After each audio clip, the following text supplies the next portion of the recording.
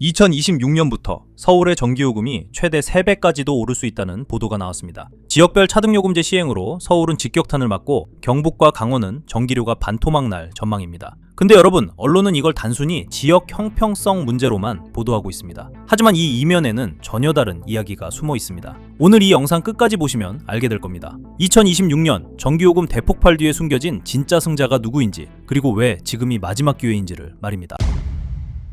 먼저 2026년 전기요금 충격의 핵심 구조부터 정확히 짚어보겠습니다. 2026년부터 분산에너지 활성화 특별법이 본격 시행됩니다. 서울의 전력자급률은 10%에 불과합니다. 경기도는 62%, 인천은 186%입니다. 발전소에서 300km 이상 떨어진 서울은 30% 할증이 붙을 가능성이 큽니다. 반대로 발전소 30km 이내 지역은 30% 할인을 받게 됩니다. 이게 뭘 의미하냐면요, 한전의 약 200조 원대 부채를 해소하기 위한 요금 정상화가 2026년까지 계속된다는 겁니다. 2023년부터 시작된 요금 인상이 2026년까지 단계적으로 이어집니다. 지금까지는 전국 동일 요금이었습니다. 하지만 2026년부터는 송정 거리와 생산량에 따라 최대 3배까지 차이가 날 수 있습니다. 그럼 누가 피해를 보고 누가 이득을 볼까요? 표면적으로는 서울과 경기 주민들이 타격을 받는 것처럼 보입니다. 근데 이 구조를 뒤집어 생각해 보십시오. 국제에너지기구 IEA는 2040년까지 전 세계적으로 8천만 킬로미터 이상의 송배전망을 신설하거나 교체해야 한다고 밝혔습니다. 현재 전 세계 전력망 길이에 맞먹는 막대한 규모죠. 한국전력이 미국 송배전 시공 1위 기업 번샘 맥도널과 765kV 송전망 건설 계약을 체결했습니다. 미국은 약 600억 달러 규모의 765kV 송전망 확충 계획을 추진 중입니다. 이게 우연일까요? 아닙니다. 철저히 계산된 움직임입니다. 자, 이제 핵심으로 들어가 보겠습니다. 효성중공업이 초고압 직류 송전 기술인 HVDC 기술 국산화에 3,300억 원을 투입하고 있습니다. 효성중공업과 HD 현대일렉트릭이 사상 최고가를 연일 경신하고 있습니다.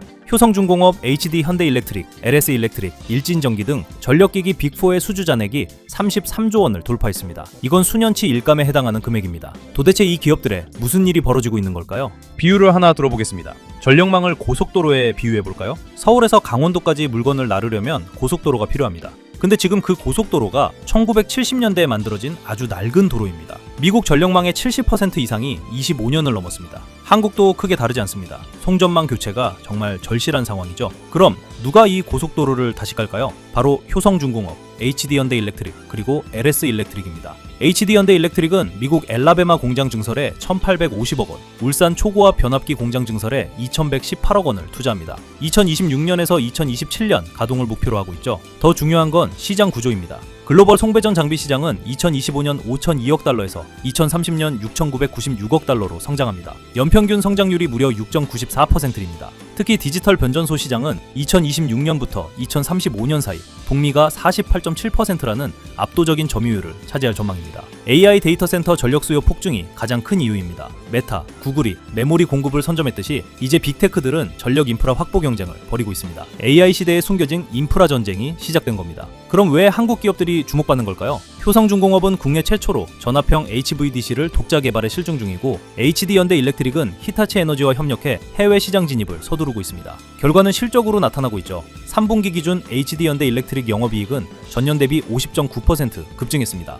효성중공업도 마찬가지입니다. 3분기 수주 잔액만 13조 8천억 원, 지난해 말보다 3조 원 넘게 급증한 수치입니다. 자, 이제 그림이 좀 그려지시나요? 자, 다시 처음으로 돌아가 보겠습니다. 2026년 서울 전기요금이 3배 오른다는 뉴스. 언론은 이걸 서울 주민 부담 증가로만 보도합니다. 근데 속내를 들여다보면 전력망 재구축입니다. 정부는 2027년까지 반도체, 데이터 센터, 통신, 법제도 등 AI 인프라 구축에 집중합니다. 특히 전력 수급 관리가 기업 경영의 핵심 변수로 떠올랐습니다. AI 시스템의 급성장으로 데이터 센터 전력 수요는 흔들림 없는 성장축입니다. 전력망 관리 및 스마트 그리드, 저장 설비에 대한 중장기 수요가 폭발하고 있죠. 이게 우연일까요? 아닙니다. 전략적 재배치입니다.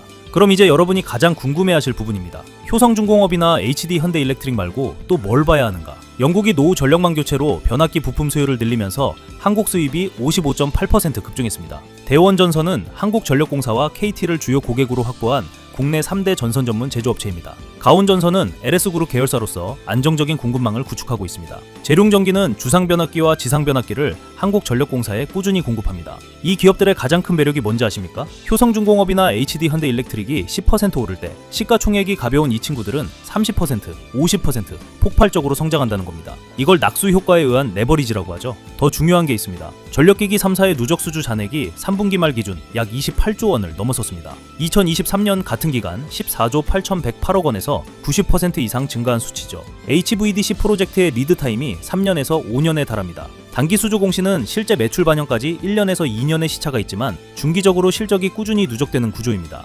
2026년부터 AI 데이터 센터 전력 인프라 수요와 HVDC 프로젝트가 동시에 본격화됩니다. 전력기기 업종 전체가 구조적 성장 사이클로 진입한다는 겁니다. 2026년 전기요금 폭탄 뒤에는 전력망 재구축이라는 거대한 판이 숨어 있습니다. 서울 주민들은 전기요금을 더 내야 하지만 그 돈은 어디로 갈까요? 공중으로 사라질까요? 아닙니다. 바로 효성중공업, HD현대일렉트릭, LS일렉트릭, 그리고 그 뒤에 있는 전선, 변압기, 송배전 장비 기업들 주머니로 들어갑니다. 한전이 미국 시장에 진출하고 효성중공업이 테네시 공장을 증설하는 이유가 여기 있습니다. 글로벌 전력망 교체 수요를 선점하기 위한 전략적 포석이죠. 자, 다시 정리하겠습니다. 전력기기 기업들은 전력 슈퍼사이클을 만들고 있습니다. 효성중공업 목표 주가는 200만원, HD현대일렉트릭은 100만원까지 제시되고 있습니다. 글로벌 전력기기 시장 규모는 연평균 성장률 6.3%로 2023년 347조 원에서 2030년 533조 원으로 확대됩니다. 조선 방산에 이어 K인프라 수출 산업으로 자리매김하고 있습니다. 그럼 우리는 뭘 해야 할까요? 눈치 빠른 분들은 이미 알아챘을 겁니다. 전기요금 인상 뉴스 뒤에 숨은 진짜 기회를 봐야 한다는 걸요. 대형주도 중요하지만 전력망 생태계 안에서 독점적 기술을 가진 중소형주들이 더 큰 수익률을 만들어낼 수 있습니다. 지금 시장에서 가장 저평가된 하지만 한전과 전력기기 빅4가 반드시 찾을 수밖에 없는 기업들을 잘 선별하면 됩니다. 이 기업들의 가장 큰 매력이 뭔지 아세요? 대형주가 10% 오를 때 시가총액이 가벼운 이 친구들은 30%, 50% 폭발적으로 성장한다는 겁니다.